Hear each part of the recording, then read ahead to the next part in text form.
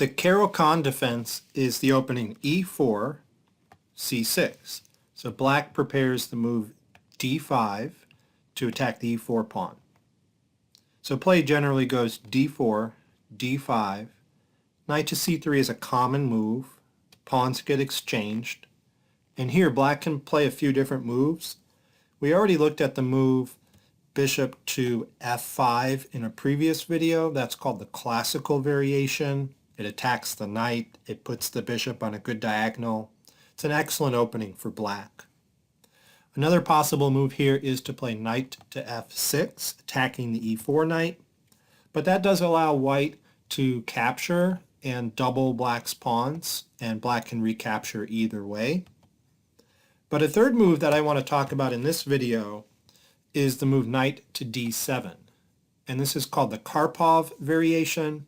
And the point of the move is to support the other knight coming to f6. So if white should take it, then black can recapture with the knight rather than doubling the pawns. All right, there are a few different responses I'm going to consider in this opening. Before I get to the main line, I want to look at the move knight to f3. Just a modest developing move in the position. Black can follow through with their plan, knight gf6, and you can capture the knight on f6, but I don't recommend it because it just helps black develop. The other knight gets out, the diagonal gets open for the bishop. So instead, I prefer to play knight to g3 in this position. Keep as many pieces on the board as you can. Black has less space than white right now, so don't relieve the pressure on black's position. Leave that knight on d7 blocking in the bishop. So black can continue development with the move e6, which opens the diagonal for the bishop and gets ready to castle soon. And a good developing move here for white is bishop to d3, getting ready to castle. And now black often makes a standard pawn break in the Caro-Kann. He plays c5, attacking white's center pawn. And the c5 pawn is well defended by both the knight and the bishop. Now here, if you're white, don't take the pawn. You're just going to help black develop. They get the pawn back with a tempo. They're ready to castle. So instead, just leave that pawn there and continue on with your development plan. So castle, that's a good move. And if you do that, black will generally take the pawn on d4, and you have to recapture with your knight. And then a good move for black is bishop c5. So you get your bishop out here and attack the knight, and you're ready to castle. Now, from here, white will normally play knight to b3, saving the knight and attacking the bishop. And the bishop needs to move somewhere because black doesn't want to give up the bishop pair. He doesn't want to trade off that bishop for white's b3 knight. And the most usual place he puts it is actually back on e7 in a defensive posture. It's a good place for the bishop in case black, or in case white rather, puts their bishop on g5. Now the knight on f6 won't be pinned, and this is a good defender for the castled king. Black doesn't put that bishop immediately on e7 in this position because it's actually useful to drive off the white knight from the d4 square first and then put it back on e7. Now rook to e1 is a normal developing move, and castles can follow that. And if you look at the position, you'll notice white is slightly better developed, has a little bit more space because the black bishop on c8 is still blocked in. Black needs to get that out. And because of that, white has a very slight edge in the position, but I would say black's opening has been a success. So because of that, the knight f3 move is not considered the main line. It's not the most aggressive way to play this Karpov variation. So let's review it one more time. Knight f3, knight gf6, following through with the plan. Retreat the knight rather than trade it off.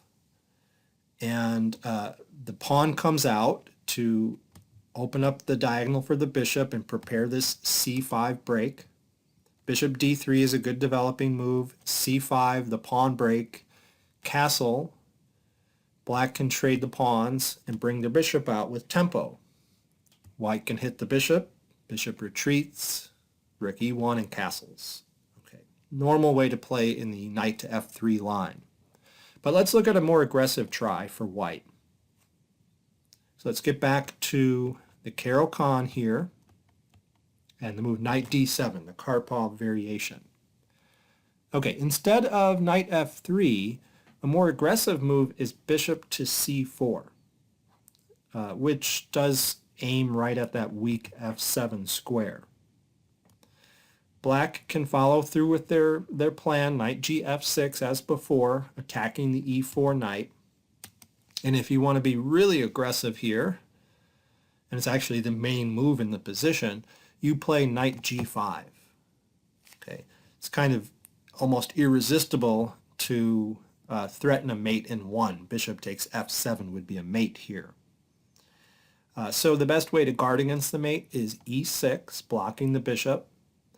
And then you can play queen e2, which is an excellent post for the queen, right in line with the king.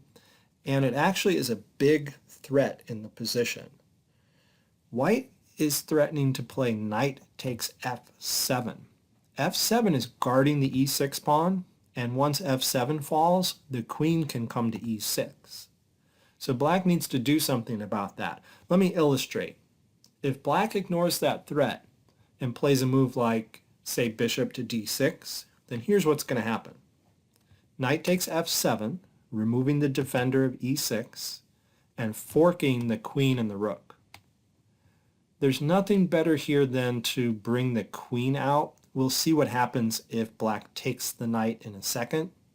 So perhaps black has to move queen to a5 check, but you can block the check with the bishop and attack the queen, and so the queen and the rook are still under pressure, and white's going to win at least the exchange, not to mention the f7 pawn as well.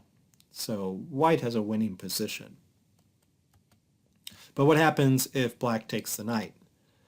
Well, then the queen gives a check here on e6, and the king can't step back to f8 without getting immediately mated, so it has to come out to g6, but it gets mated anyway. Bishop to d3 check. The knight can block here and stave off mate for one more move, or the king can go to h5. Notice the dark squared bishop has these squares covered, and then the queen can drop back to h3, and that's a mate. This position is actually very common for players that know this theory with the white side. I've played this opening many times in my life, and I've probably mated black in exactly the same way 5 or 6 times. Okay, so it's a dangerous position, and you have to know what you're doing. Bishop to d6 looks pretty natural. People tend to make that move. Bishop to e7 would end up with the same fate. Knight takes f7 would win. So how does black respond to the threat? Well, the problem is white is threatening to remove the defender of the e6 pawn, so black should defend e6 again. And the way he should do it is with this bishop on c8. So the best move is knight to b6, unleashing this bishop's protection of e6, and at the same time threatening the bishop on c4. And white generally doesn't want to trade that bishop, so he can drop it back either to b3 or d3. Both are often played. Knight takes f7 simply does not work anymore. The king can take the knight, and that pawn is sufficiently guarded. So black would be winning in that position. Okay, so to review, here's the Caro-Kann. Knight d7 is the Karpov variation. Bishop c4 is an aggressive move, attacking f7. Knight gf6. Knight g5 attacks f7 again. e6 defends. Queen e2 attacks f7 again indirectly, and black should defend with knight to b6. Now white actually doesn't get too much out of this opening if black responds correctly with knight to b6, so this isn't considered the main line either. So let's turn our attention to the main line. Alright, so starting back at the beginning, Here is the Caro-Kann. There's the Karpov variation. And now here's the main line, knight to g5. It's called the modern variation. Grandmasters settled on this move as the best attempt at an opening advantage. It's a really strange move. It seems to break opening principles. You're often told not to move the same piece twice in the opening. Well, that knight actually moved 3 times in the opening before white developed anything else, although one of those moves was due to an exchange of pawns on e4. However, it's still considered the strongest attempt at an advantage. Now, the knight does pressure the f7 square. Now, here's the theme we're going to be discussing. Black would like to get rid of that knight, so it's not pressuring the black position. And you can't do it with the move f6 and give up the e6 square, so black is going to have to play h6 to kick that knight away. However, you can't do it now. It turns out not to be the best time to play h6. Before we look at the consequences of that, let me give you a rule of thumb. If you're playing this as black, here's a good rule of thumb. Don't push h6 to drive the knight back until you've developed your f8 bishop. Once that f8 bishop has moved off of its original square, it's usually then safe to play h6. And the reason is you're giving your king this f8 square to move to in certain lines that we will look at. Okay, so what happens if black does play h6 here? Well, that gives white the opportunity to play the strong move knight to e6. It's not a winning move, but it is strong. It forks the queen and the bishop, and it turns out to be immune from capture. Black cannot capture the knight because there's a mate starting with queen to g5, or queen to h5 rather. There's a mate. So the bishop, or the knight rather, on e6 is immune to capture. So all black can do in this position is get their queen out, like putting it on a5 with check. You can block. Queen can drop back to b6, or the queen can go to b6 directly. But even this position is dangerous, and white at the very least can take the bishop on f8 and get a development lead. So it's not considered good to play h6 because of that move. So what does black play in this position? Well, normally they follow through with their plan of playing knight g to f6. That's the main line. There is another move we'll take a look at later, though. All right, after knight g f6, a good move for white is bishop to d3. Not only is that a good developing move, but it also allows white to keep the knight on g5 even longer. Here's why. What happens if black attacks it now? Notice the knight is covering the h5 square, stopping that checkmate we looked at earlier with the queen. But here's the problem. Knight to e6 can come again, forking the queen and the bishop. And if black takes the knight, now we mate with the bishop rather than the queen. So that was the purpose, that was one of the purposes of the move bishop to d3, to deliver that mate. So bishop to d3 keeps that knight on g5 for another move. It's just not a good position after h6, knight to e6. It's a good position for white. It's not a very good position for black. So what does black do in this position? Well, they have to develop, and they have to give room to their king. So the main line is e6, getting ready to bring the dark squared bishop out. Well, then white can play knight from 1 to f3, developing the other knight and getting ready to castle, which again makes it hard for black to play h6 in this position. It's still too early to play h6. Do you remember my rule of thumb? Don't play that until you've moved this f8 bishop. If you play it now, white doesn't have an immediate win, but they can do well by sacrificing the knight on e6. There's a famous game where this happened. In 1997, the game Deep Blue, computer program, versus Garry Kasparov, world champion. Kasparov had the black pieces, and he stumbled into this exact sacrifice. Knight takes e6.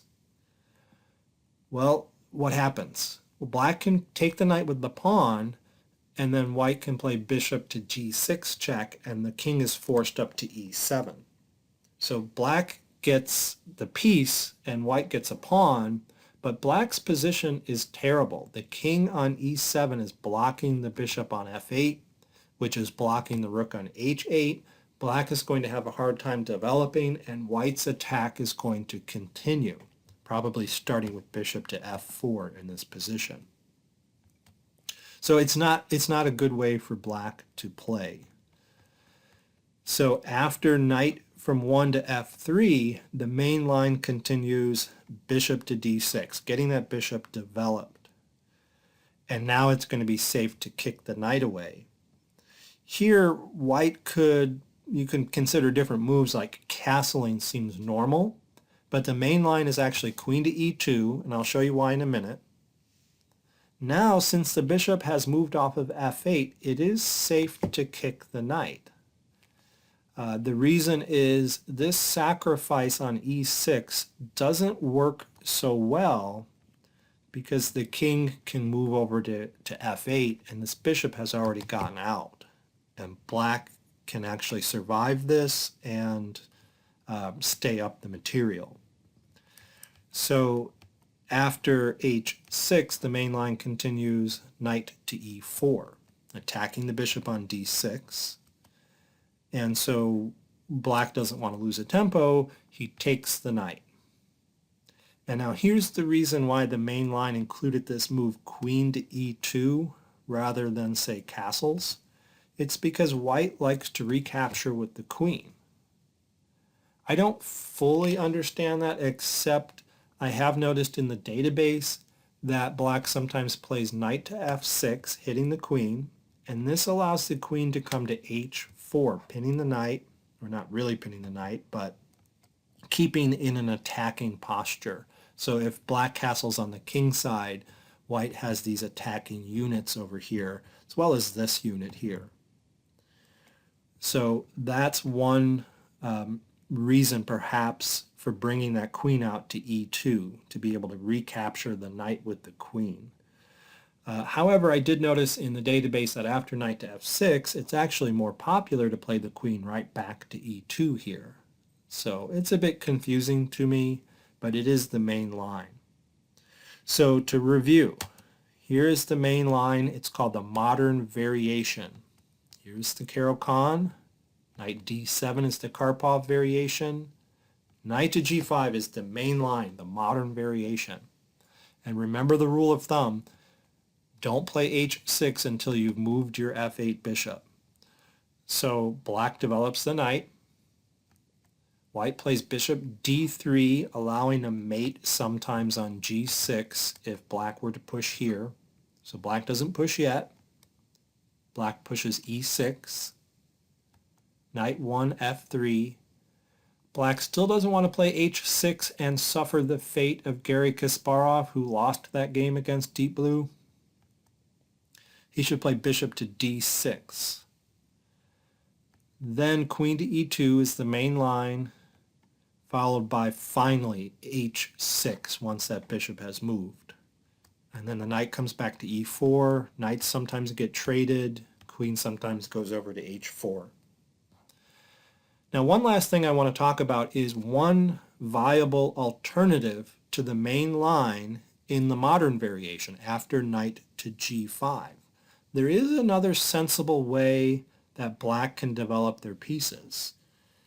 And it's a method that Yasser Seirawan likes to use. And it doesn't have a name in the Lichess database, but I'm going to call it Seirawan's defense since he played it so successfully so often. And it goes like this. Here's the Caro-Kann again.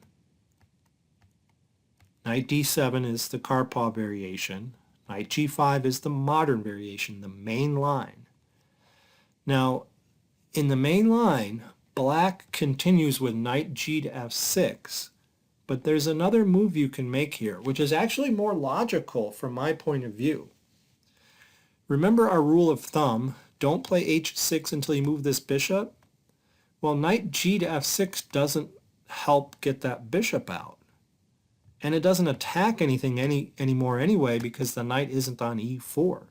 So why do you have to play that now? What's the point of playing that move right here? Seems more logical to me to do what Yasser Seirawan likes to do, which is play e6. Facilitate the development of this bishop first. Then white can play bishop d3 as in the main line, and then you can play bishop to e7 as black. Getting that bishop out, and now you're ready to play h6 next move. Plus, you've made a battery here on the knight. You've just attacked the knight on g5. This bishop is in a more defensive role here than it is on d6 in the main line. And if a knight comes to e4, the bishop will not be under attack. So this seems really logical. White can continue by developing a knight and protecting the knight on g5. Then black can kick the knight away. The knight can retreat to e4, and it's not hitting any bishop on d6. Now black can develop their g knight to f6. Seems very logical. And that does attack the knight on e4. Black is ready to castle. White can castle here, or just as in the main line, he can play queen to e2 to protect the knight, maybe wants to recapture with the queen. And this is almost the same position we've transposed into in a different move order that we looked at in the main line, but the difference is the bishop is on e7 rather than on d6 here. So I like the Seirawan defense. All right, well, thanks for watching this video on the Karpov variation.